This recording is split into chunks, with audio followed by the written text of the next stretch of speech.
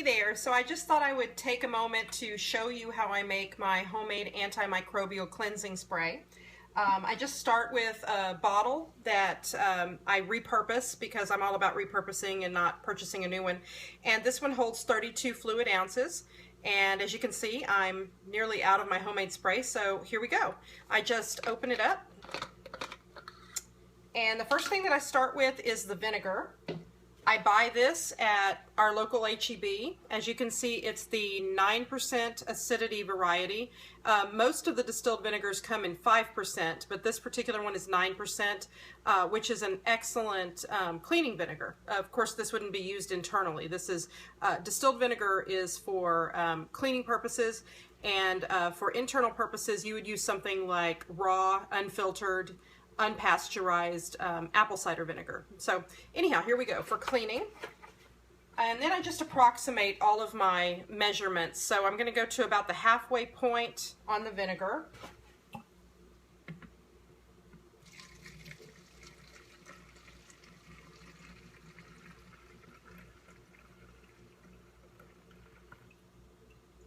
Okay, I didn't quite have enough to make it to the halfway point, but I do have another bottle, because I anticipated that might happen.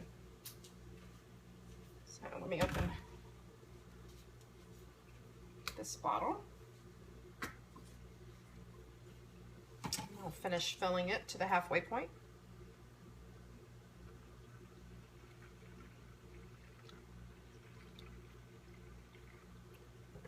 Okay. So we're at about the halfway point, and you're seeing a little foam in here because there's some surfactant left over in the bottom from the last bottle that I made.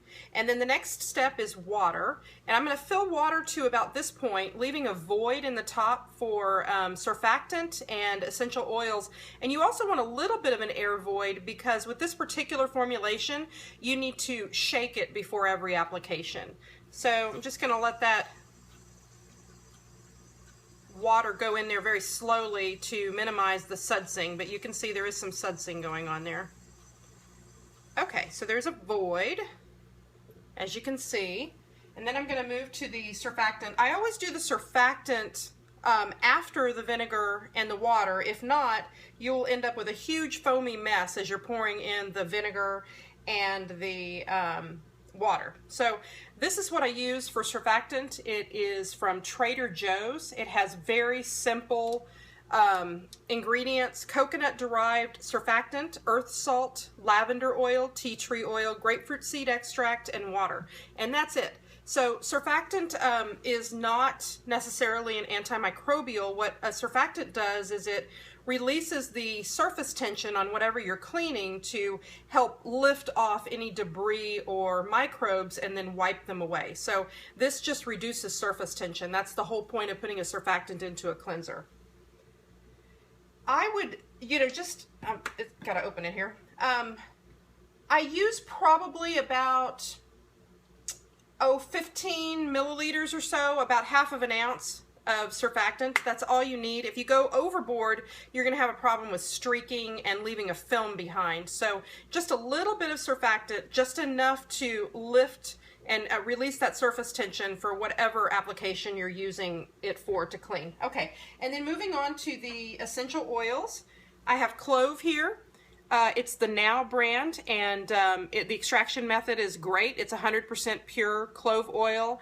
They extract it using steam distillation from clove buds and leaves and stems. So this is a wonderful oil for cleaning with, and it's also relatively inexpensive. I think this bottle was somewhere around $6 or $7 for 1 fluid ounce. So this is approximately 32 drops is what you're going to put of each essential oil.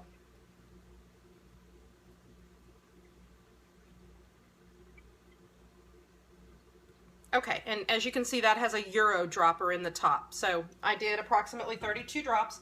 And the ratio, if you're not making a 32-ounce bottle, is 1 drop of each essential oil per 1 fluid ounce. So again, this is a 32-ounce bottle. And then I'm going to move on to the cinnamon. Again, the Now brand. I use this for all of my cleaning products. cinnamon is a warming oil, and it's wonderful. It's very fragrant, but it also has antimicrobial properties. And this is steam distilled also from the plant's leaves and twigs. And it's 100% pure. It's not a fragrance oil, it's actual cinnamon oil, which is very important.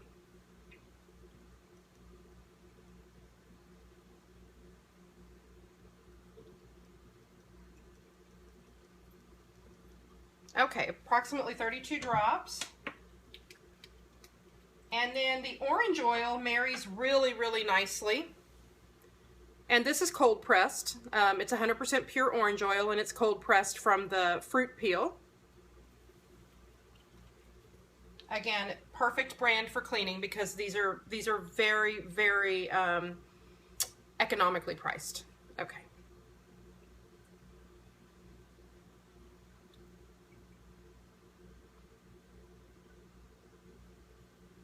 So not only do I use these oils because they have natural antimicrobial properties, but because the marrying between the cinnamon and the clove and the citrus of the orange and the lemon are really wonderfully fragrant. And if you're going to clean, you might as well have a little aromatherapy enjoyment along with it.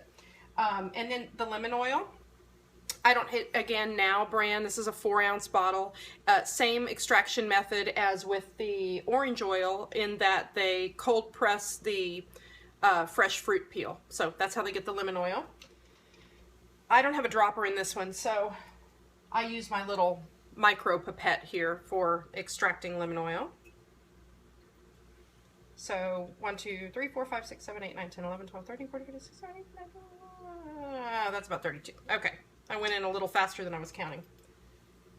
Okay. And one more oil. This oil is, in my opinion, the essential ingredient. Tea tree is what this is. This is the essential ingredient in all of the products that I make here at home, whether it's a shampoo, a hand soap, a cleansing spray such as this. And you can use this topically for a number of applications. It's an amazing antifungal, but it's a broad spectrum antimicrobial. So it is highly effective against pathogens such as foreign bacteria, viruses, and fungus, algae, that type of thing. So this is wonderful, wonderful. It's also an antiparasitic. So tea tree oil is a fabulous oil. Like I said, I use it in so many different homemade applications. Tea tree oil, I purchased this from either Mountain Rose or Swiss Aromatics. The Now brand is absolutely fine. I just happen to use this in my SaniGuard, and so I make sure that if it's going to be internal or topical, that it's a brand that I fully trust, and not that I don't trust the Now brand, just that I choose those for aromatherapy and for cleansing purposes. And then this, like I said, goes into my SaniGuard, which is used topically and in some cases internally. So anyhow, tea tree oil, 32 drops. Again, same ratio. It's 1 drop per fluid ounce.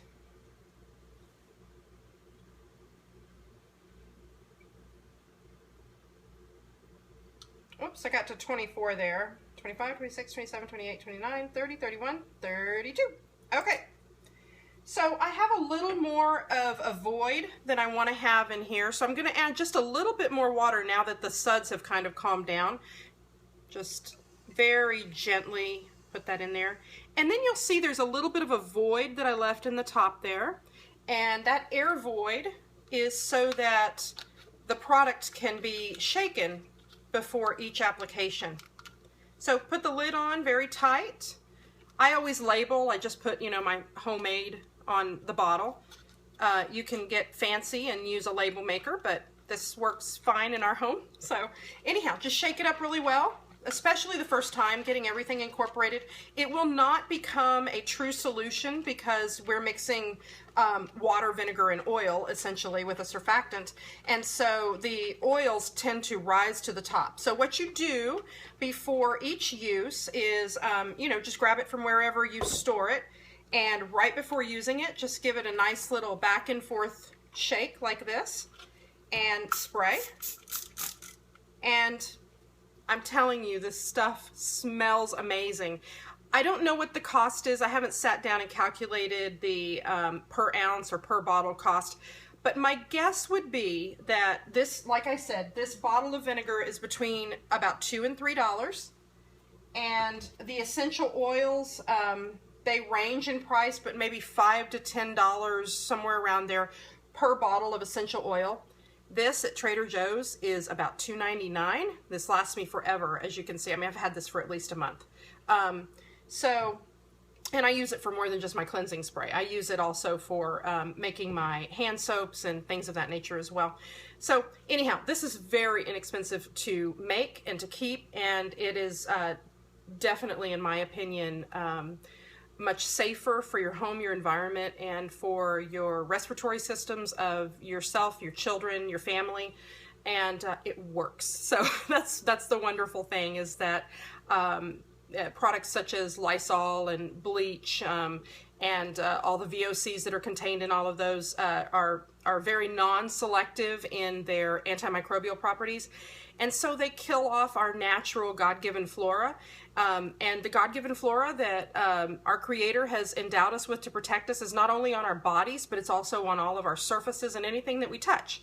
So this, again, helps to protect what God gave us to protect ourselves, and the other types, unfortunately, they don't, and they don't always work either. So anyhow, thank you so much for watching, and I hope you enjoy it, because this is probably one of the most wonderful things that God has given me in my head that I was able to institute into the keeping of my home. So God bless you. Love you all.